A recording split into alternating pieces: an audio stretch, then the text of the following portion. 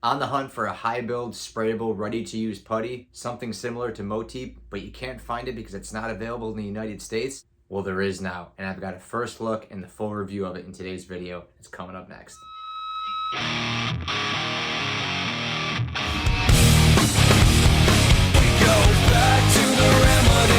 What's up, everyone? Back at it again. It is DW Darkwing Dad giving you another first look at a very new and a very unique product that's definitely going to make every creator's life a little bit easier. Motip Spray Putty. It is such a popular item over in the UK. The people who have it brag about it. The people who can't complain that we can't get it. It's something that helped me develop a lot of these different techniques that I have with the acetone and the Bondo putty, and some people are apprehensive, and that's okay. Finally, there is a product that you can literally go pick it up off the shelf, and it is so close, maybe even better than Motip Spray Putty. It's not even funny. So Upol recently released their Raptor series of DIY body repair products. These are basically aerosol fillers, aerosol putties, things like that. But this is actually something very similar that I've used in past videos called Evercoat Slick Sand. So although I'm comparing this to a spray putty, this is actually more like a sprayable body filler, okay? So this has some high build capabilities. This is something where you can just go ahead, sand it, do a couple coats of this, sand that down, and put some filler primer on, and you're gonna get absolutely awesome results. I'm gonna go into a little bit more detail about this product, show you some of my tips and tricks, and some before and after. So without any further ado, let's get this ball rolling and show you just how good this stuff is. So taking a look a little bit more at this Raptor series by Upol. This is a 1K primer. This is going to fill, prime, and seal all in one. Believe it or not, this is actually a polyester-based lightweight filler. So this is going to be something that's a little bit better than a traditional putty. Instructions are pretty straightforward, like you would do any other aerosol. I wouldn't pay too much attention to where it talks about sanding with 180 and 220. That's mostly related to working with metal. Because we're working with plastics, it's a little bit different, but we definitely want to make sure we're in a well-ventilated area. We're using things like PPE, and I'll talk a little bit more about that. They want you to shake the can for about 2 minutes, apply 1 to 2 coats, waiting 5 to 10 minutes in between those coats, and it does have a 60-minute window for dry time. For the model we're going to be demoing today, it's the other shoulder of my Punisher War Machine. This is PET G. Again, this is kind of a sloppy piece. This is something when I was just learning how to print with PET G. It's got some defects, some retraction issues, so this is a rough piece, but it's going to look a lot better when we're done with it. Definitely a good test piece to see just how well this product works. The first thing I did was go ahead and smooth out some of those high spots with a soldering iron, just to make it a little bit easier with sanding. After that, I went ahead and attacked it with 80 grit by hand. I pretty much did the whole piece by hand just because there was so much definition to it. Some of those nooks and crannies, those tighter areas, I went ahead and hit it with 180 just so I didn't gouge the model up too bad. I then went and took my power sander in 180 and just kind of smooth it all out just so it wasn't too rough. Got it looking pretty good. You can see there's still some defects here that we have to fill in. There were some areas that were very detailed that I didn't sand at all, so I left those alone just as a test to see how well they turn out at the end. Once we got everything sanded, they recommend you clean it with a wax and grease remover. My product of choice is Upol, so go ahead, put some gloves on, wipe it down with a microfiber, and just let it sit for about 5 minutes to air out. All right, so I talked a little bit about PPE. This product has a lot of additives, not like a traditional aerosol, because this is basically a body filler. It's got a lot of solvents in it that help keep it liquefied, so we really want to make sure we have the proper setup. So I recommend having some sort of spray shelter that has a fan or something sucking all those fumes out. You can see I have it here basically in the open. Luckily, my kids aren't in the background here. Definitely want to make sure you have gloves, eyewear, and a respirator. You don't want to be breathing this stuff in, getting this stuff in your eyes or on your face or anything like that. Once you're set up and got your PPE on, go ahead and shake the can for a good 2 minutes. Just make sure we're mixing up all those solvents and additives. Go ahead and do a test spray on maybe a box or something like that, just to get used to the way it comes out. This stuff is a little bit thicker. Like I said, this is a polyester filler, so keep it around 8, maybe 9 inches away from the model. Just even coats, just like you normally would. We've got some heavy areas here. We're going to really test this product and see if this is going to fill it in. So again, just do adequate, even coats across the whole model, and then let it sit, and we'll do a second coat. You can see here that it's definitely starting to fill in, starting to smooth this stuff out. We are going to do an additional coat because we can see these big defects that we have here. So again, this is really a test to see how much this fills out. So we're going to let this sit for about 10 minutes and then do a second coat and then take a look at just how good this piece is looking so far.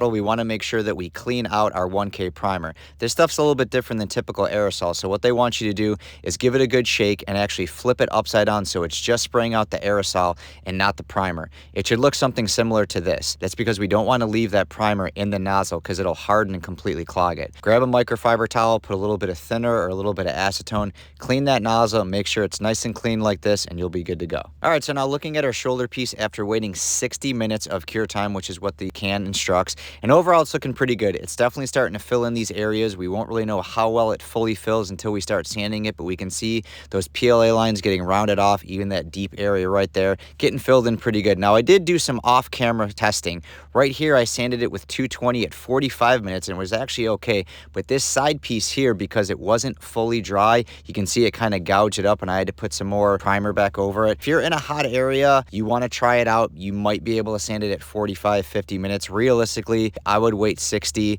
let it fully harden, cure, and you should be good to go and move on to sanding. So now we can go ahead and start sanding. So I followed suit on this and I just continued with 180. If you go anything lower, it might gouge it. I found that 180, not only did it knock this primer down really well, but it didn't gouge it up too bad. It's smoothing everything down, knocking out those PLA lines really good. So what I did is I went ahead and did the whole model by hand. What's awesome with this product, it's not clumping up the sandpaper. It's not gumming it up like some filler primers I've used in the past. This is something that's heavier, thicker, but it's still working great. I then went ahead and grabbed my palm sander just to kind of speed things up, smooth the rest of it out. It looked really good, but I noticed the palm sander in some areas kind of chewed it up. So I went ahead and grabbed some 220 and 320 to see just how smooth I could get this, and I was pretty impressed by the results. When I changed the grit of the sandpaper, it really smoothed out really nice. It got rid of a lot of the gouging that was left over. Even those areas that I didn't sand at all are getting filled in really well, and I know with a little bit more effort and a little bit more sanding, I can get those completely smooth just like the rest of the model. So very impressed with this product. Overall, it's looking really good. Some of these light defects that are left over will easily be fixed with a filler primer, which I highly recommend. So I figured, why not? Let's try some Upol and see just how good we can get this piece. So I went ahead and added 2 coats of the Upol filler primer, went and let it set for about 20 minutes and then inspected it. And overall, man, this piece is looking great. You can see just how well, when used in conjunction with the filler primer, how great these two products really are. Super smooth, getting rid of all of the PLA lines, everything looking nice and uniform. Really, really awesome product. To give you an idea of how good these two products actually worked, I grabbed my other shoulder piece, which I used in a previous video, and this one I actually used the Bondo plastic metal, which is a filler. And side by side, you would never notice the difference. What's crazy is how much it filled the pieces that I didn't even sand at all. So a lot of these areas here on this model were really, really chewed up, especially on the sides, and it's just crazy how well it filled all this in. We kept the definition, we kept the integrity. This piece still looks great, especially on this side piece here. There are a lot of issues with this piece, retraction and clogs, and I mean, just look how bad that looks and look how great it looks now. Obviously, there's a couple spots there. I'm going to touch those up with putty, but realistically, using this Raptor 1K primer and the Upol filler primer, a heck of a 1-2 punch.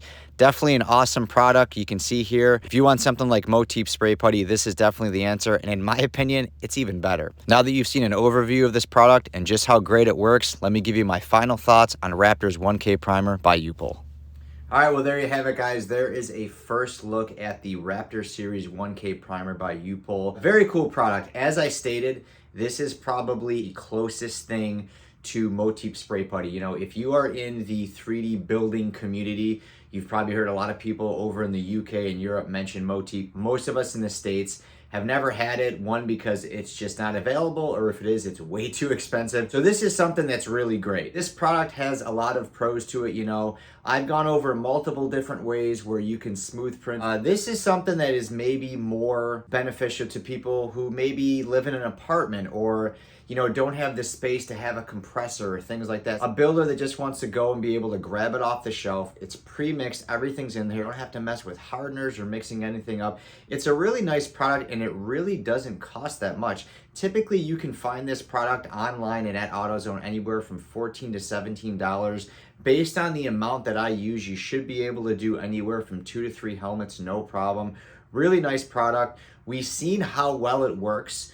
in conjunction with a filler primer. Of course, I use the Upol. You can use anything, but this is gonna do the majority of the filling for you. It sands really easy, gives awesome results. It's gonna be substantially better than just using a filler primer and doing multiple rounds of sanding and spraying and sanding and spraying. This was pretty much done in one round and got absolutely awesome results. So despite the 60-minute cure time window, this is something that's definitely gonna still save you time. What I would recommend for those of you who are maybe a little bit drawn away by the 60-minute cure time, just go ahead and have a couple pieces set up, maybe 2 or 3 pieces. Take your initial piece, sand it, prep it, start doing the coats with the Raptor primer here.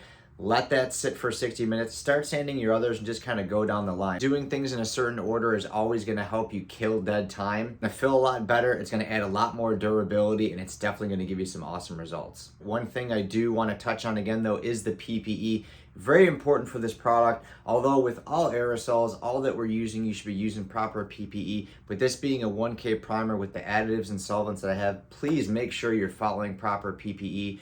Use it in a well-ventilated area, have a respirator, have eyewear. You get all those things locked in, you'll be good to go. I want to thank you guys for stopping by today and watching today's video. If you did enjoy it or it helped you out, go ahead and give me a thumbs up. If you are a current subscriber of the channel, thank you so much.